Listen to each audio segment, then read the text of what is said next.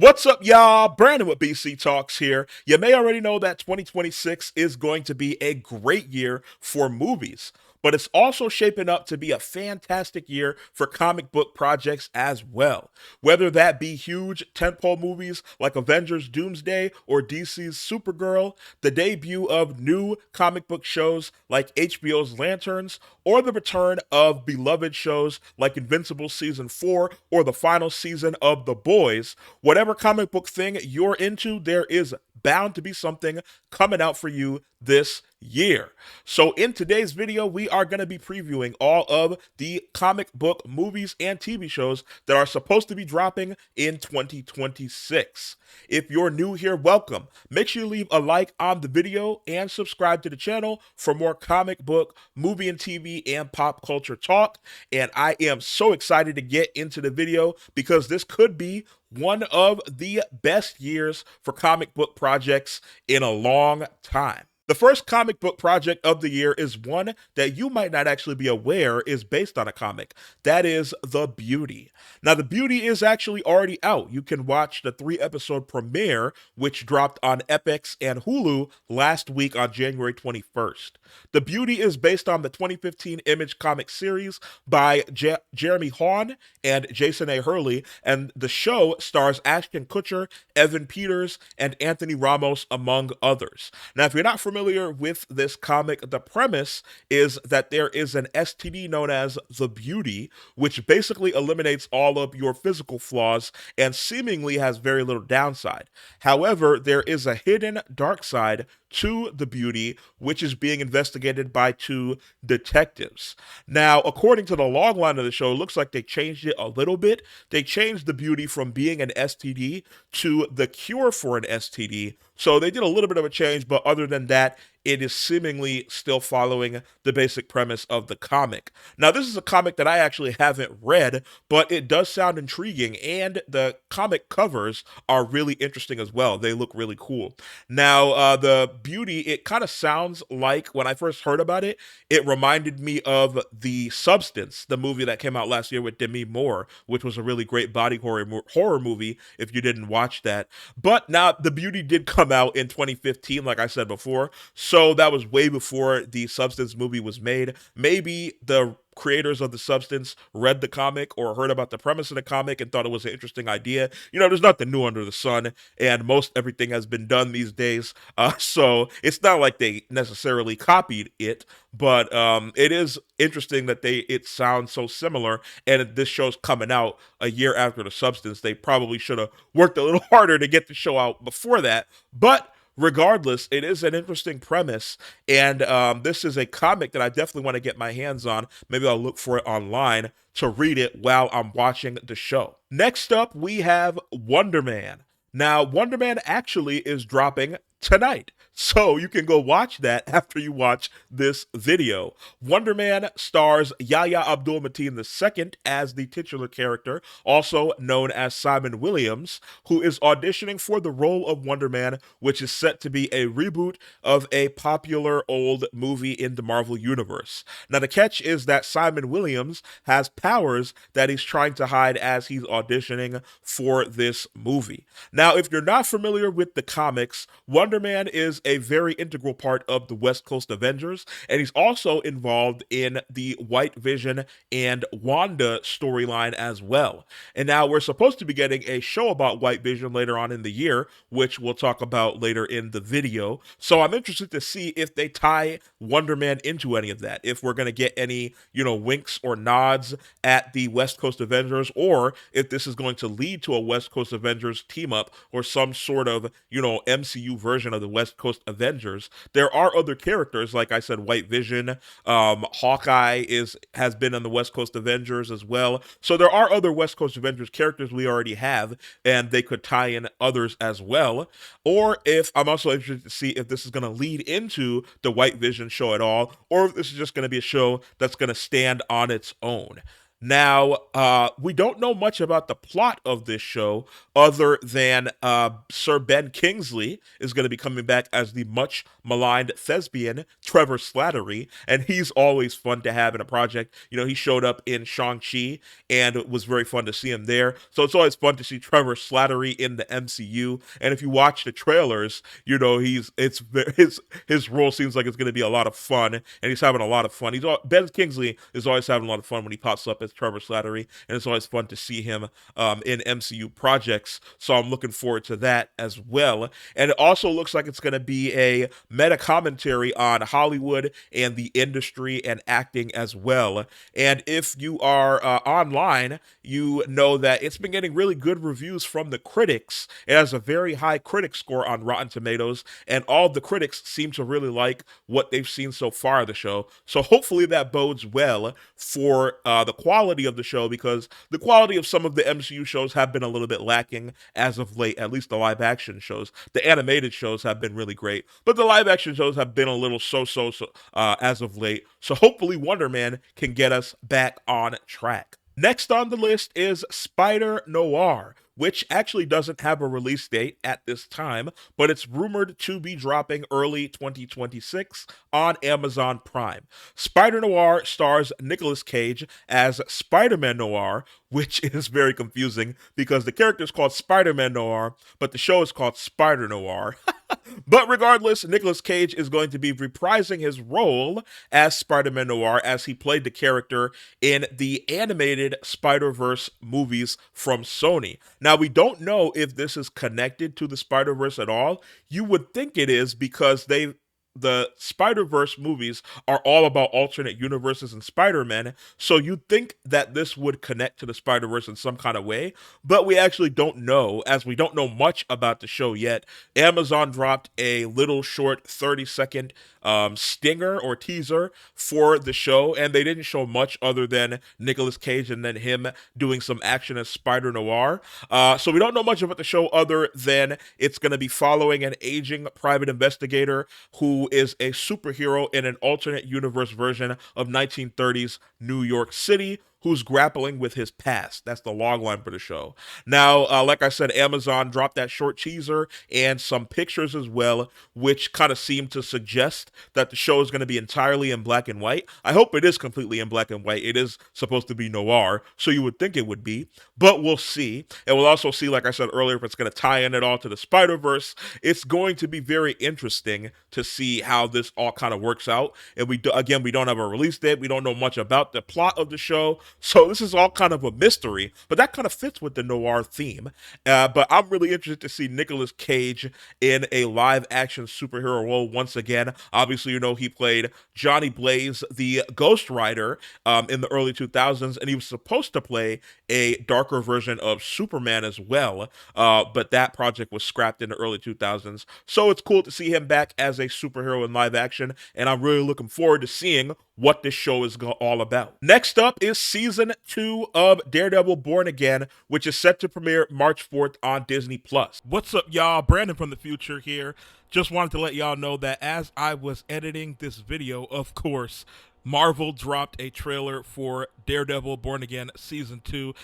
It's a really great trailer, though. You should go watch it. Looks really good. But just wanted to let y'all know that these thoughts were recorded before I watched the trailer. Now, season 1 was kind of a mixed bag. It has some really great episodes, like the White Tiger episode, which I personally think is one of the better episodes of Daredevil, whether that be the Born Again show or the original Netflix show. That was such a great, well-written and well-acted episode. But it also had some mediocre and so-so episodes, like that heist episode and a couple of the others. It was kind of a mixed bag altogether. But, you know, the SAG-AFTRA writers and directors strikes, as well as a complete rewrite and retool of the show in the middle of them filming season 1, really impacted season 1 heavily. So I'm really looking forward to season 2, because this is going to be the full, unadulterated vision for the show without any interruptions or any big, you know, major things in the world happening while they were filming it. So I'm really interested to see what they have planned for season two. Now, we do know that Jessica Jones is going to be returning to Daredevil from the Netflix days, and Kristen Ritter is going to be reprising her role as Jessica Jones. And we also know that Matthew Lillard is going to be playing a new character called Mr. Charles, who is seemingly an antagonist and is going to be aligning himself with Wilson Fisk in some way now that Wilson Fisk has taken over New York City with his martial law and his police force, which, as we go day by day, the seemingly fiction of Daredevil is becoming more and more like real life, unfortunately. But I am interested to see, hopefully, we get a trailer in the near future so we can get some more information on the show. And it's really cool to see Matthew Lillard in the show. Everybody loves Matthew Lillard, unless you're Quentin Tarantino. For some reason, he hates the guy. He's like his mortal enemy. But Matthew Lillard is a really great guy and a cool actor. It's always cool and fun to see him popping up in things. So I'm interested to see what his character is going to be doing with Wilson Fisk. But we don't know much about the show other than that. But hopefully we do see some, like I said, a trailer here in the near future. And there's a possibility that even more Netflix characters could be showing up in the future. Luke Cage, hopefully. So I'm really excited to see what season two is going to be. There's a ton of potential for this show moving forward and for Daredevil in the MCU. So I'm really excited for season two. Invincible fans, y'all can put your pitchforks and your memes away because Invincible Season 4 drops March 18th on Amazon Prime. Now, Invincible Season 4 sees the return of all of our favorite characters, as well as some brand new characters, including the much-awaited debut of Thrag, the fearsome leader of the Viltrumite Empire. Now, if you didn't watch the trailer for Invincible Season 4, which came out last week, you should definitely go watch that after you watch this video because it was a really great trailer, in my opinion. We got shown so much. First of all, the animation looks a lot cleaner and crispier than past seasons, which was great to see. We also saw a lot of, Mark Grayson, aka Invincible, kind of dealing with, the fallout of fighting Angstrom Levy, and now he looks like he wants to be a little bit more aggressive and possibly be a killer to handle situations, which Cecil is trying to persuade him not to, because as Batman would tell you, once you cross that line, you can't go back. But we're going to be seeing Invincible struggling with that. We also see his brother is a little bit older now, and we got to see Alan the Alien and Omni-Man, as well as Thetis, finally returning to Earth after they escaped the Viltrumite prison to recruit Mark, his brother, and a few others as well to their cause of fighting against the Viltrumites in the Viltrumite War, which is going to be very bloody and very chaotic. You already know. You know how Invincible is. We got to see all kind of fights and blood and gore. It looks like Invincible is going to be fighting Conquest again, which is going to be interesting to see how he's going to come back. We got to see Battle Beast, who is going to love the Viltrumite War. Because, all Battle Beast wants to do is fight and, kill things. So he's going to love the Viltrumite War. We also saw Damian Darkblood and, his kind of demons. I'm very interested to see that plot line, what Damian Darkblood is doing, because I think that's a new thing that they added that's not in the comics, or it's a tweak of something that happened in the comics. I can't remember. I haven't read the comics in a minute, but I don't remember if this Damian Darkblood thing is something that was in the comics or that is something new that they're making for the show. But either way, I'm very intrigued to see what Damian Darkblood's whole thing is going to be. There's a lot going on this season, and I am looking forward to seeing how it all shakes out. This is shaping up to be one of the best seasons of Invincible yet. Next up is Season 5 of The Boys, which is the final season, if you weren't aware. Now, according to Eric Kripke, the showrunner for The Boys, Season 5 is an underground resistance against a fascist government, which definitely doesn't have any relation to anything going on in the world today. And he also said, you're in an entire country that is drunk Homelander's Kool-Aid. Now, based on his comments, I suspect that the fans that were mad that the commentary was too on the nose or too heavy-handed are not going to be happy with the final season. But regardless, I really think this is going to be a fantastic season. The trailer came out a while ago and it looks really interesting. That we got to see people, Homelanders, doing like internment camps or concentration camps. We get to see this is going to be the final ride for the boys. It seems like everybody's going to die. But I am interested to see what's going to go out with Homelander because we do know that there, even though the boys is ending, they're still going to do spin-offs of the boys. Gen V is still going to continue, which I do still need to finish season 2, by the way. I'm like halfway through that, but I do need to finish that. As well as they're going to be making a show called The Boys Mexico, which is going to star Diego Luna, and a Vought Rising show as well. So I'm interested to see what's going to happen with Homelander because The Boys kind of doesn't work without Homelander. Like the looming, even though in Gen V, Homelander didn't show up until the end of season 1. You don't really necessarily need him in the show. It's that looming threat of Homelander in the background. That's always that kind of tension of Homelander in the background that he could possibly show up, or that he's influencing things in the world. That's kind of what makes the boys' world go. So I'm gonna be interested to see how they move on if Homelander dies, or if is Homelander going to die. You would think that they're gonna get him, but you don't always get the bad guy, especially in real life. So maybe they're gonna have all the boys die, and Homelander's gonna continue, with his fascist regime, or maybe his son's gonna take over, and Homelander's gonna die, and maybe Butcher's gonna have to kill Homelander, and then that's gonna make his son kind of snap. I don't know. It's gonna be very interesting to see where they go with this show in the light of all the spin-offs that they plan on doing in the future, if Homelander's gonna survive or not. But regardless, I'm really excited for season 5 of the show. It's definitely setting up to be a bloody and emotional finale, and I can't wait for The Boys season 5 to finally drop. Next on the list is a movie based on a comic that a lot of y'all, including myself, might not be familiar with. That is Four Kids Walk Into a Bank, which premieres April 17th.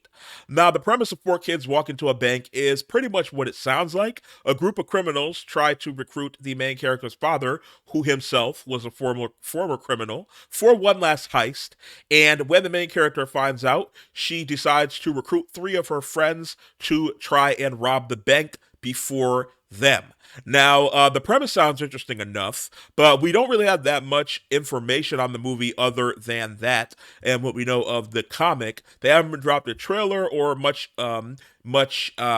marketing for it yet, but it's always cool to see an indie comic get adapted into anything, especially a movie. So I'm very interested to see how this one turns out, and I'm going to look out for the comic to see if I can read it before the movie drops. Next on the list is the follow-up to one of the biggest hits of 2024, and I got my shirt on here. That is X-Men 97 Season 2. Now, we don't have an official release date as of the time of this recording, but it's rumored to be dropping sometime in the summer.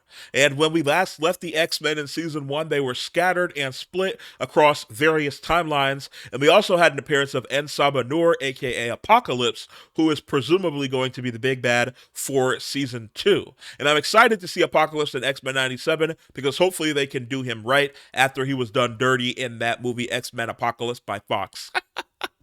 Now, that movie was just a mess overall. Oscar Isaac, who played Apocalypse in that movie, he's a good actor, and the movie being bad wasn't really his fault. Like I said, the movie was just a mess overall. The writing and the direction and everything, the storyline and everything was just all a mess. So it wasn't necessarily his fault, but it's going to be fun to see Apocalypse done correctly. Hopefully X-Men 97 can fix his portrayal, much like they did with Cyclops in season 1 and how people see Cyclops. They kind of fixed him as well. But it's going to be cool to see Apocalypse. And we also saw Forge back at the home base at the end of season 1, looking over a board of members who were presumed dead, as well as who was left alive, before he was confronted by Bishop, who returned from the future. So presumably, based on that ending, we're going to be getting some form of X-Force led by Forge and Bishop, and likely featuring characters that were left behind in the main timeline.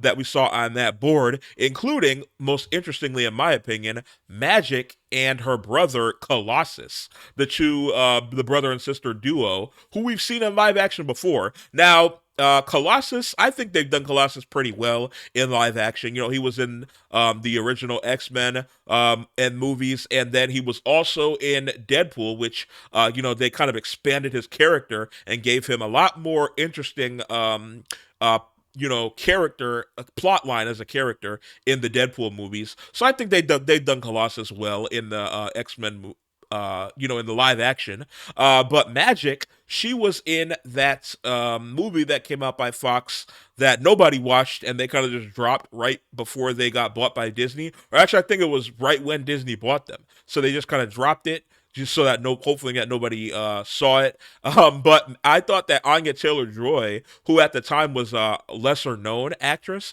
now everybody knows Anya Taylor-Joy, but she was kind of just getting started. She was a lot younger back then, and I thought she did good as Magic. It was a decent portrayal of Magic, but it's gonna be cool to see Magic in her full power here with her brother Colossus, seemingly, as well as several other characters in X Force. Are we gonna get a Deadpool appearance? You never know in this season. Or some other characters. So it's going to be interesting. There's a lot of exciting prospects for season 2, and I'm really looking forward to seeing how everything shakes out for our favorite X-Men. Next up is a movie that I've been looking forward to ever since the casting rumors began a few years ago. That is DC's Supergirl, which releases June 26th. Now, I've pretty much exhausted my thoughts and theories and commentary on Supergirl on this channel, so I'm not going to give too much commentary here in this video. If you want to know my thoughts, check out my reaction to the teaser trailer, which I'll put a link up above if you want to watch that to get my thoughts on the movie. But if you want to know my short thoughts, I'm excited for the movie. Obviously, I'm a big fan of what they're doing with the DC universe so far, and I'm looking forward to seeing a movie now that isn't directed by James Gunn. It's going to be directed by Craig Gillespie. Obviously, he's the creative director of the DCU,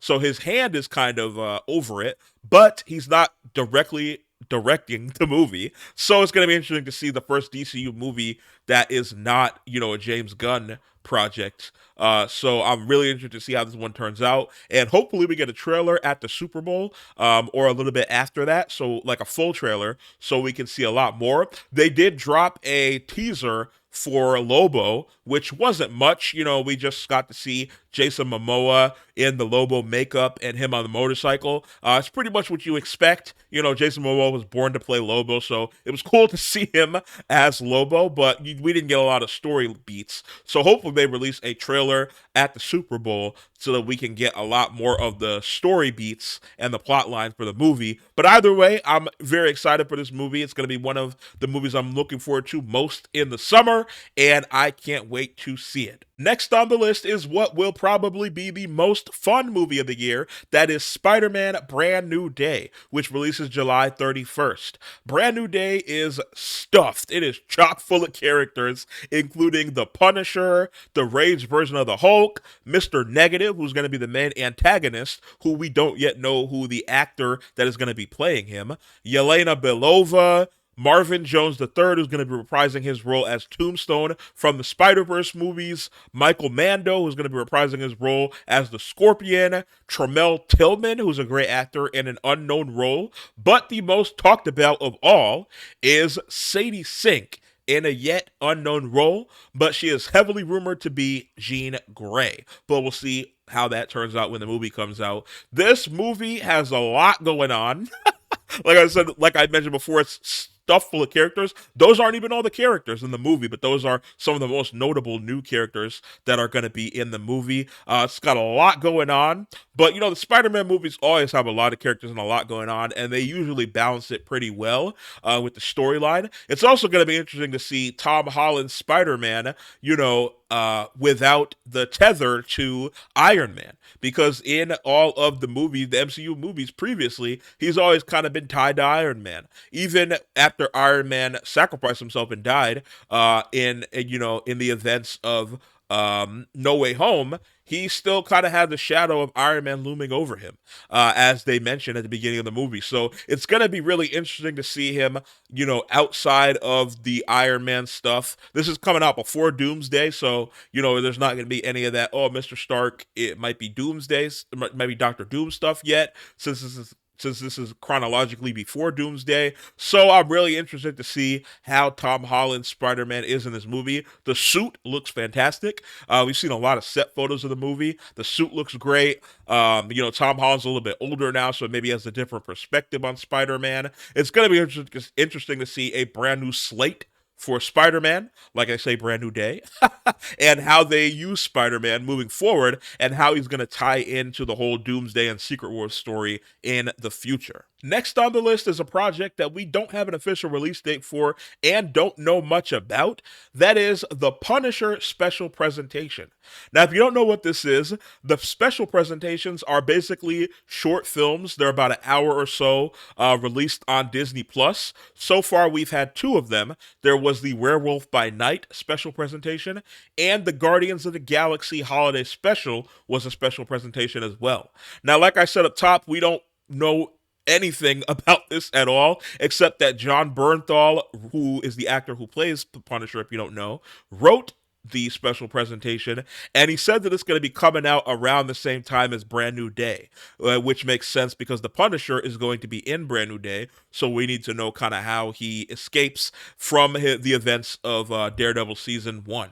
And it also may feature the villain Maganucci, who's based off of a comic book villain from The Punisher. And other than that, I'm excited to see a teaser or a trailer for this in the near future so that we can get some more info, because like I said, we don't know anything about this, but it is very intriguing. Everybody loves The Punisher and loves John Bernthal as The Punisher, so I'm really interested to see his take on writing the character after he's played the character so long, and, kind of what story he has planned for The Punisher. Next up is HBO's Lanterns, which does not have an official release date as of yet, but it's scheduled for mid-2026, so likely sometime in the summer. Lanterns is the first official live-action series in James Gunn's DCU, and will feature Kyle Chandler as the veteran Green Lantern Hal Jordan, and Aaron Pierre, aka Mufasa, as the rookie John Stewart, and they will be teaming up to solve some sort of murder mystery in the style of True Detective, according to the creators of the show. Now, one of the exciting things about this show, other than the fact that we're going to be getting the live action debut of John Stewart and a seemingly proper version of Hal Jordan, after Ryan Reynolds famously played Hal Jordan in that mid 2010s Green Lantern movie, which even he jokes about was not that great.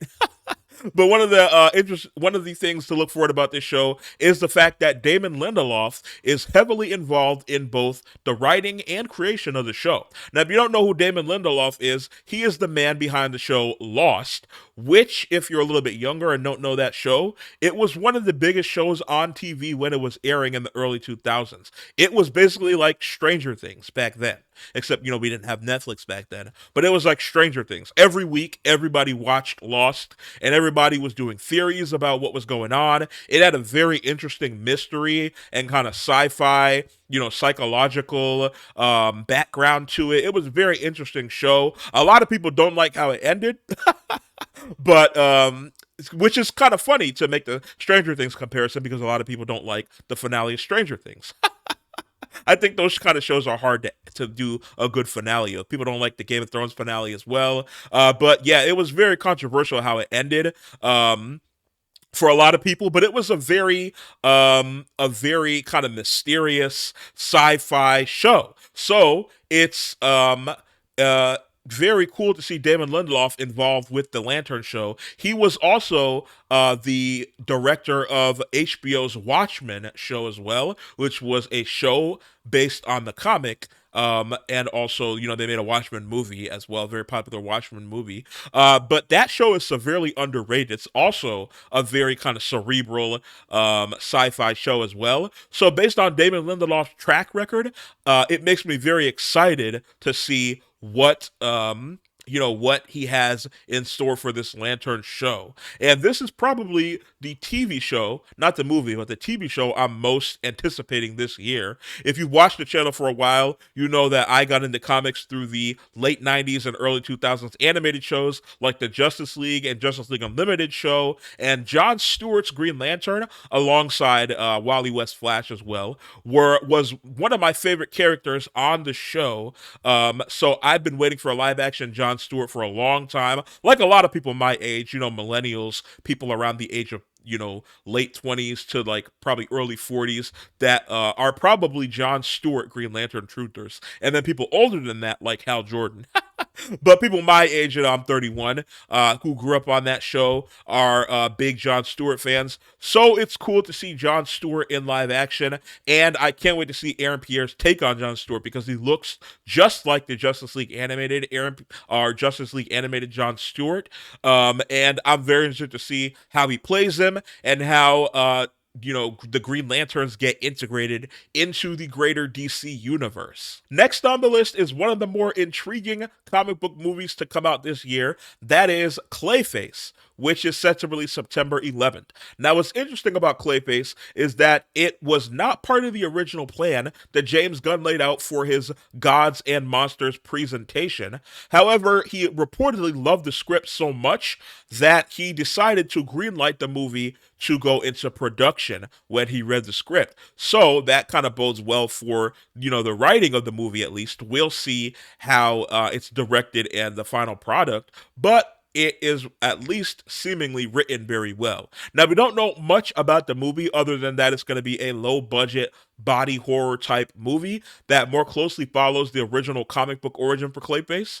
And also, according to the writer of the show, he was heavily inspired by Feet of Clay, which is the two-part episode series from Batman the Animated Series, which, if you haven't watched Batman the Animated Series, that is one of those two episodes are two of the best episodes in the Batman animated series. It's such a great two-part episode. If you haven't watched it, you should go look it up online. It's a really great storyline. And also, the movie's being made for $40 million.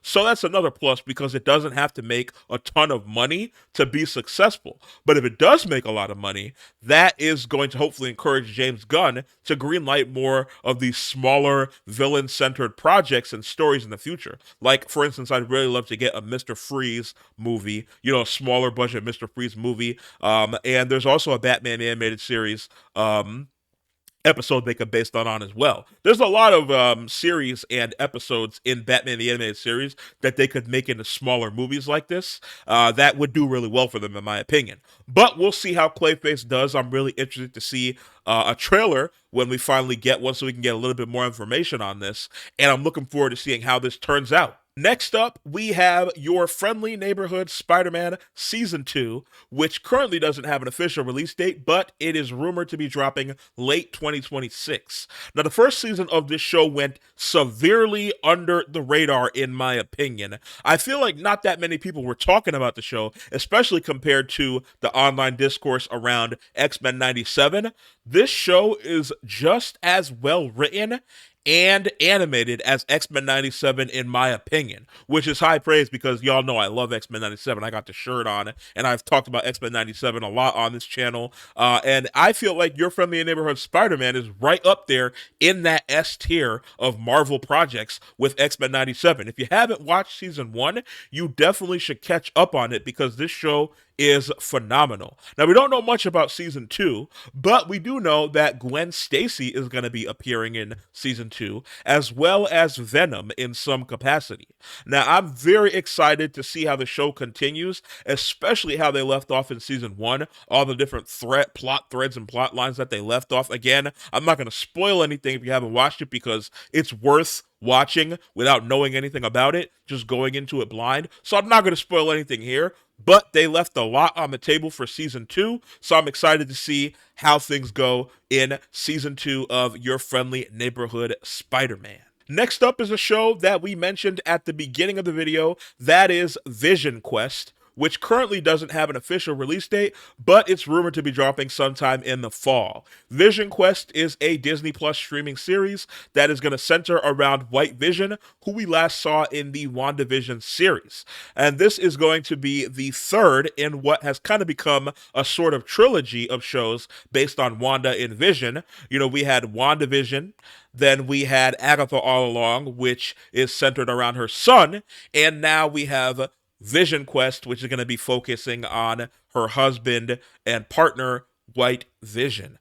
Now, we don't know much about the show, but what we do know is that Ultron is going to be returning in some form, which is going to be interesting because, he was seemingly defeated in Age of Ultron, but obviously, he probably uploaded himself onto the internet and has been laying low, so we'll see how he returns, as well as the human version of Jarvis and Wanda and Vision's son, Tommy, who we saw as a child at the end of Agatha All Along, but now he's going to be a little bit older here in Vision Quest. And I think Vision Quest has the opportunity to help push the current narrative of the MCU forward, similarly to how WandaVision did, when it came out. So I'm very looking forward to learning more about this show and seeing a trailer and kind of seeing what this show is going to be all about, because there's a lot in here that could be very interesting and have some ramifications for the future of the MCU. Up next is what is likely to be the highest grossing project on this entire list. That is Avengers Doomsday, which is set to release December 18th. Avengers Doomsday is the beginning of the end of MCU's multiverse saga, RIP. Although I doubt anyone is going to be pouring one out for the multiverse saga. It's been a very controversial time for the MCU, and a lot of people, including Kevin Feige, are probably going to be happy to move on to the next saga. Avengers Doomsday is also going to feature the debut of popular Marvel villain Doctor Doom, who is going to be played by former Iron Man actor Robert Downey Jr. himself. Now, I've talked a lot about Doomsday, including in my most anticipated movies of 2026 video, which you can watch up here. I'll put a link to that. But in short, I'm very excited and interested to see how all this is going to shake out. The little teasers they've dropped have kind of been hit or miss. I think the X-Men teaser was the best of the bunch, but there are a ton of theories and rumors surrounding the plot of this movie, and we recently just heard that there's a rumor that they might split Secret Wars, which is the follow-up to this movie coming out in 2027, into two movies. So we'll get Doomsday, then Secret Wars Part 1 and Secret Wars Part 2, which is kind of how I feel like they should do it. Secret Wars is going to be such a big thing that I feel like they should split it into two movies, because otherwise it would be like a 5-hour movie, which I would sit through, but I don't know that the normal person would want to sit through a 5-hour movie, and that would cut down on their earnings. Split it into two, that way we can get the story down pat very well with and more explored. 2 3-hour and 3.5-hour movies is a lot better than one like 4-hour movie or 3.5-hour movie, but they scale it down. This needs to be an epic conclusion to lead us into the X-Men saga, which is allegedly where we're going next. So that's Secret Wars. For Doomsday, I am excited to finally see it, and I am excited to see a trailer. Hopefully we get one at the Super Bowl, just like Supergirl. They should be dropping these at the Super Bowl, hopefully, you would think. So hopefully we get a trailer at the Super Bowl so that we can learn a lot more about Doomsday. But I'm very excited to see how this movie pushes the MCU forward and, kind of where everybody ends up. And the final project on our list today is Criminal, which currently doesn't have an official release date, but it's supposed to come out later in 2026. Now, we really don't know anything about this show other than the fact that it's going to be releasing on Prime Video, and it's based on the acclaimed comic series by Ed Brubaker and Sean Phillips. And Brubaker is also returning as the co-showrunner. The show also has a really great cast, including Charlie Hunnam, Adria Arjona, Emilia Clarke, and Luke Evans, among others. So a really good cast here. That's promising for the show, as well as Ed Brubaker, who is a really great writer. And the comic also won an Eisner Award, which, if you don't know what that is basically like the Pulitzer Prize is for journalism. That's what the Eisner Award is for comics. It's awarded to the best comic of the year, and it won the Eisner Award for best comic of the year in 2007. So it's a good story based on a good comic with a good writer coming to showrun the show and a really great cast. So all these these ingredients together would make you think this is going to be a good show, but we'll see. We don't have any information or marketing or trailers on it yet. So I'll be looking forward to seeing a trailer, and I'm definitely going to see if I can pick this comic up before it comes out so I can read it because I haven't read it yet. But the story sounds really interesting. And like I said before, I really love Ed Brubaker. So I am very much looking forward to Criminal. And that is going to do it for our 2026 comic book movie and TV preview. A lot of great comic book projects coming out this year. Let me know what you thought of the list down in the comments below. Let me know what you're most looking forward to this year. Make sure you leave a like on the video and subscribe to the channel for more comic book, movie and TV and pop culture talk. And I'll see y'all another day.